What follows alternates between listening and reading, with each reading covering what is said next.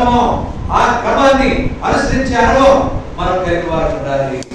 అందుకే భక్తుడు చక్కటి పాట రాశాడు, గుడ్డి వేసుకోవాలని అన్న ఒక పాట రాశాడు.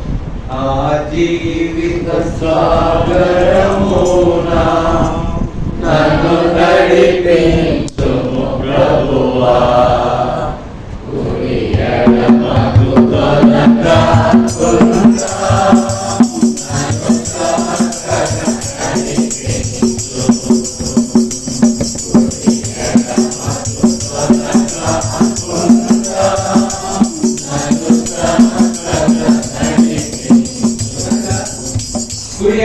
తొలగకుండా ఇదే త్రోవ, చక్కటి త్రోవలో క్రమంలో నడిచే అనుభవం మనం కలిగిన వారు ఉండాలి.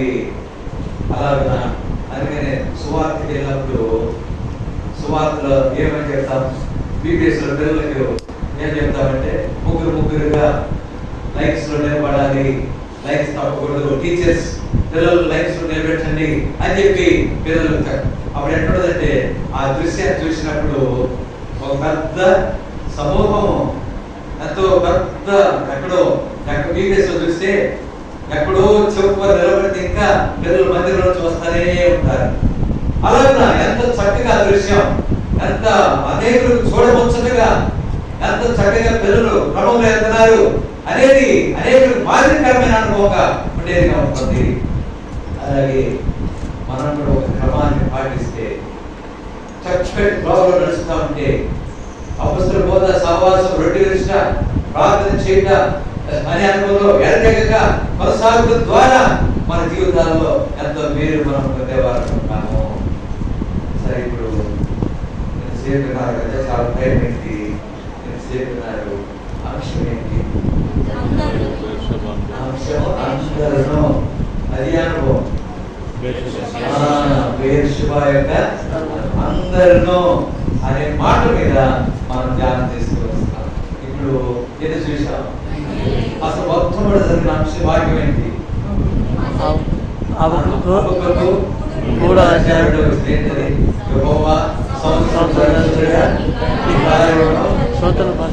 మూడో పాయింట్ ఏంటి చెప్పండి? అందరూ అనే పాయింట్ లో అందరూ దేవుని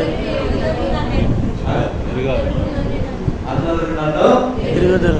మొదటి పాయింట్ చెప్పండి, అందరూ దేవుని స్తుతించాలి. ఐదో పాయింట్ చెప్పండి, అందరూ ఒకే క్రమం, ఒకే క్రమంలో నడుచుకునే వారు ఉంటారు. ఇది ఐదవ అనుభవం. ఆరోగ్యంగా చూడండి, ఫిలిప్పీయులకు రాసిన పత్రిక 1వ అధ్యాయం, ఫిలిప్పీయులకు రాసిన పత్రిక 1వ అధ్యాయం 27-28 కలిసి ఉంటాయి. 178 పేజ్ నంబర్ 178.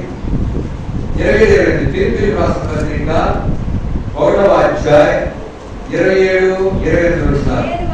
నేను వచ్చి మిమ్మల్ని చూసినాను, రాకపోయినాను, మీరు ఏ విషయంలోనూ ఎదిరించే వారికి బెదరక అందరూ ఒక భావంతో సువార్త విశ్వాస పక్షమున పోరాడుచు ఏక మనసు గల వారై నిలిచి ఉన్నారని.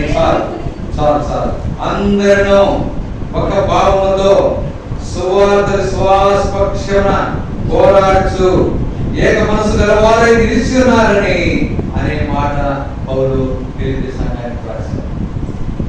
దీన్ని చూస్తే అందరూ ఏం చేయాలా? సువార్త, అందరూ సువార్త. సరే, ఒకవేళ ఈ దినాల్లో ఎక్కువ సార్లు మనం సువార్తలో అందరం కలిసి పాల్గొంటారు. అయితే సువార్త చేయొచ్చు, అందరూ చేయాలి. సువార్త అందరూ చేయాలి. ఎలా చేస్తారు అందరూ? ఇది పత్రికలు నేను 10 మంది చూశాను. వాళ్ళు ఎక్కడికైనా బయట వెళ్ళేటప్పుడు చేరినకుండా పత్రికలు ఉంటాయి, సంచులు పెట్టుకుంటారు. పెట్టుకుని దాన్ని వెళ్ళేటప్పుడు అందరికి ఏం చేస్తారు? ఆ పత్రికలు, సువార్త పత్రికలు ఏం చేస్తారు? పంచేవాళ్ళు ఉంటారు. అంటే అందరూ ఏం చేస్తున్నట్టు? వాళ్ళు సువార్త ప్రకటిస్తున్నట్టు, సువార్త చెప్తున్నారు. అంటే ఒకవేళ నోటితో చెప్పకపోయినా ఆ పత్రిక ద్వారా అనేకులకు సువార్త చేసేవాళ్ళు ఉంటారు. సరే, అది కాకపోయినా సువార్త ఇంకొక రకం కూడా చేయొచ్చు. మీ స్నేహితులకు తెలిసిన వారికి, ఇంటి దగ్గర ఉన్న వారికి, ఇరుపొరుగు వారికి ప్రభు గురించి ఏం చెప్పచ్చు? సాక్ష్యం. ప్రభు గురించి సాక్ష్యం. లేకపోతే సువార్త. అయ్యా నేను యేసు ప్రభువుని నమ్ముకున్నాను, మీరు కూడా నమ్ముకోండి, మీరు నమ్ముకుంటే మీకు పేరు జరుగుతుంది, మీరు పరలోక రాజ్యానికి వెళ్తారు, నరకం నుండి తప్పించబడతారు అని చెప్పేది సువార్త. అంతేనా? సాక్ష్యం. ఇది సాక్ష్యం. నేను ఇట్లా ఉన్నాను, ఒకప్పుడు నా జీవితాన్ని ప్రభు మార్చాడు. ఒక సాక్ష్యం చెప్పింది. ఎక్కడికైనా రావాల్సింది నా దృష్టికి. ఎవరాలే సమరయిస్తే ఏం నాకు చేసింది? నేను చెప్పిన దాన్ని నేను చేసినవన్నీ నాతో చెప్పిన ఈయన మెస్సియా. అంతే. నేను చేసినవన్నీ నాతో చెప్పిన ఈయన మెస్సియా. అంతే. ఊళ్ళో వాళ్ళందరూ చేశారు. వాళ్ళంటారు నువ్వు చెప్పిన మాట బట్టి కాక మేము నిజంగా ఆయన చూసి ఆయన ఏమిచ్చాము? మేము విశ్వాసం. కనుక సువార్త. కనుక అందరూ, ప్రతి ఒక్కరు యేసు ప్రభువుని నమ్ముకున్న ప్రతి ఒక్కరు ఏం చేయాలంట? సువార్త. అందరూ కలిసి ఒక మందిరం తరపున వెళ్ళలేకపోయినా వ్యక్తిగతంగా, ఇప్పుడు ఆటోలో పోతున్నాం, ఆటో డ్రైవర్ ఉన్నాడు, ఏదో మాట సందర్భం వచ్చింది, అప్పుడు ఏం చెప్పాలా? అయ్యా మీరు కూడా యేసు ప్రభువును నమ్ముకోండి, మీరు మోక్షానికి వెళ్తారు, మీ పాపలను క్షమించబడితే యేసు ప్రభువును నమ్ముకోండి అని చెప్పి ఇట్లా సువార్త చెప్పడం వల్ల అనేకులకు వేలు తీసుకోవాలి. అందరూ సువార్త విశ్వాస ఏం చేయాలంట? పోరాడుచు ఏక మనసు గల వారి నిలిచిన నేను గురించి వినాలి. కనుక ఆరోగ్యంగా సువార్త, అందరూ సువార్త ప్రకటించేవారు. ఇది ఆరోగ్యం. చివరిగా 7వదిగా చూడండి, యోనా 3వ అధ్యాయం. యోనా 3వ అధ్యాయం. యోనా 3వ అధ్యాయం 5వ వచనం. పాత నిబంధనలో 763, పేజీ నంబర్ 763. నినివే పట్టణపు వారు దేవుని విశ్వాసం ఉంచి ఉపవాసం దినం సాటించి కనులేమి అరుకులేమి అందరూ గోరెపట్ట కట్టుకుని, అందరూ గోరెపట్ట కట్టుకుని. ఎవరంటే వీళ్ళు? నినివే పట్టణస్తులు. చూడండి అక్కడ చక్కటి మాట. వాళ్ళందరూ నినివే పట్టణం వారు దేవుని యందు విశ్వాసం ఉంచి ఉపవాస దినం సాధించి కనులేమి అల్పులేమి అందరూ గోరెపట్ట కట్టుకుని. అంటే గోరెపట్ట కట్టుకుని వాళ్ళందరికీ చాలా భయం ఏర్పడింది. దేవుడి పట్టణాన్ని నాశనం చేయబోతున్నాడు అని యోనా సువార్త ప్రకటించిన తర్వాత అందరూ, మొత్తం సమస్త జనులు వారు అందరూ ఉపవాస దినం సాధించి గోరెపట్ట కట్టుకుని. ఇటువంటి శ్రేష్టమైన మెసేజ్ ఏంటంటే ఈ దినాల్లో దేవుని ప్రజలు ఉన్న అందరూ కూడడానికి వచ్చిన అందరూ ఏం కలిగి ఉన్నారా? ప్రార్థన. ప్రార్థనలో రకాల ఉపవాస ప్రార్థన, ఇంకా రకరకాల ఆన్లైన్ ప్రేయర్స్ ఉంటాయి, ఉపవాస ప్రార్థనలు ఉంటాయి, సంఘ ప్రార్థన ఉంటాయి, విజ్ఞాన ప్రార్థన ఉంటాయి. అలాగే అనేక ప్రార్థనా కూటాలు ఉంటాయి. ఆ ప్రార్థనా కూటాల్లో మనం పాల్గొంటాం. అంటే వ్యక్తిగతంగా ఇళ్ళ దగ్గర ప్రార్థన చేసుకునేది, కుటుంబంతో కలిసి ప్రార్థన చేసుకునేది, అలాగే మందిరానికి వచ్చి సంఘంతో కలిసి ప్రార్థన చేసుకునేది, ఇలాంటి అనేకమైన ప్రార్థన అనుభవాలు ఉంటున్నాయి.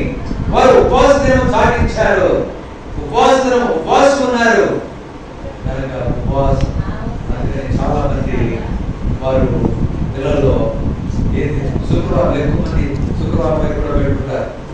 ఏమైనా ఆచరిస్తారు?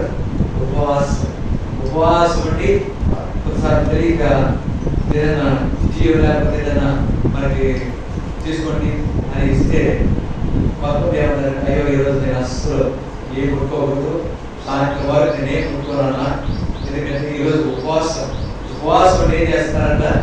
ప్రార్థన. కొంతమంది ఉపవాసం ఉంటారు కానీ ప్రార్థనలో పాటలు పెట్టుకుంటారు. పాటలు పెట్టుకునేది టైం అంతా వేస్ట్ అయిపోతుంది. ప్రార్థనకు అసలు అవకాశం మనం ఉపవాసం ఉన్నామంటే దేని వరకు? ప్రార్థన. ఉపవాస ప్రార్థన ద్వారా బలమైన కార్యములు జరిగేవి కాకుండా ఎన్నో కార్యములు దేవుడు జరిగించేవాడు ఉంటాడు. ఎంతో మంది ఉపవాసంతో ప్రార్థన చేసే అనుభవం వారు కలిగిన వారు ఉన్నారు. ఉపవాసం సాధించి ముందు వారు ఏం చేశారు? దేవుని యందు విశ్వాసం. నినివే పట్టణపు వారు దేవుని యందు విశ్వాసం ఇచ్చి ఆ తర్వాత ఉపవాసం సాధించి అందరూ బోయపడ్డారు. ఎంత గొప్ప ప్రార్థన! అందుకని దేవుడు ఏం చేశాడు చూడండి. దేవుడు వారు చేసిన కార్యాన్ని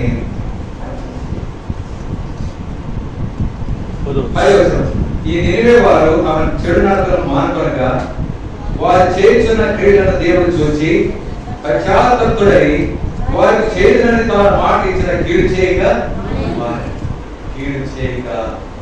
అలాగా ఉపవాస ప్రార్థన ఎంత కార్యం జరిగించి దేవుడు ఆ పట్టణానికి కీడు చేస్తానన్నాడు.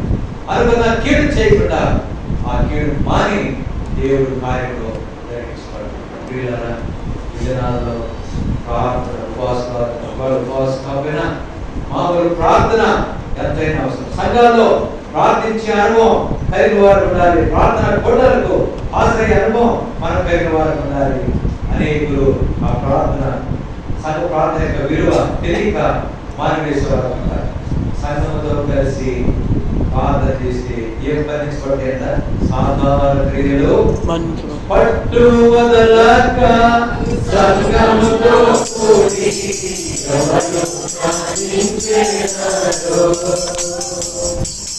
పట్టు వదలక సంఘముతో కూడి ఎవరు ప్రార్థించెదరో.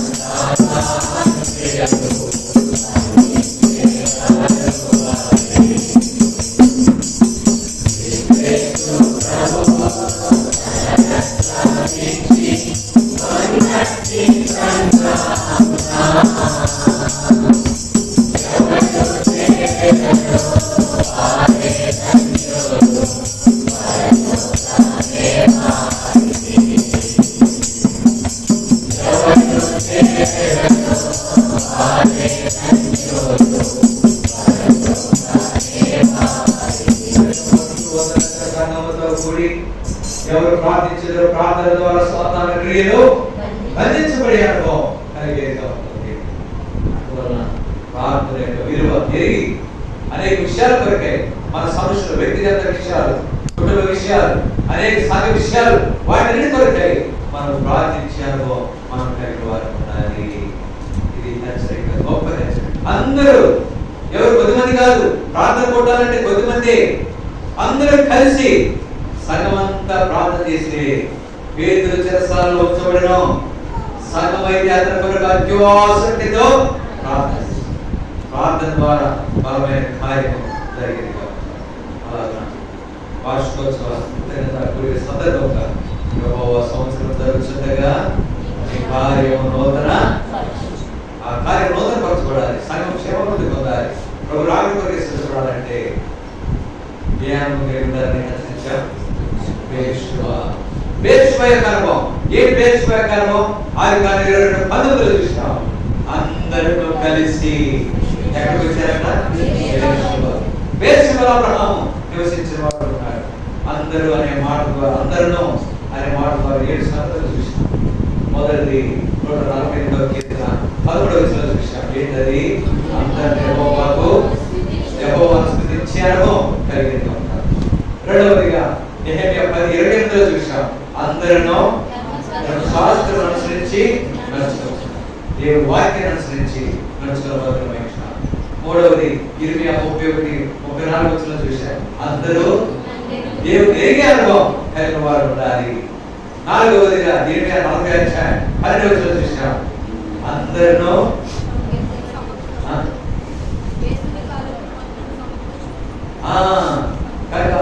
ఏం చేయాలంట? సమకూర్చుకుని వాళ్ళంతా మందిరమే అనుభవం వారు కలిగిన వారు ఉంటున్నారు. ఇది నాలుగవది. ఐదవదిగా యెహెజ్కేలు 46:9 చూసాం. అందరూ దైవ క్రమాన్ని అనుసరించిన వారు ఉంటారు.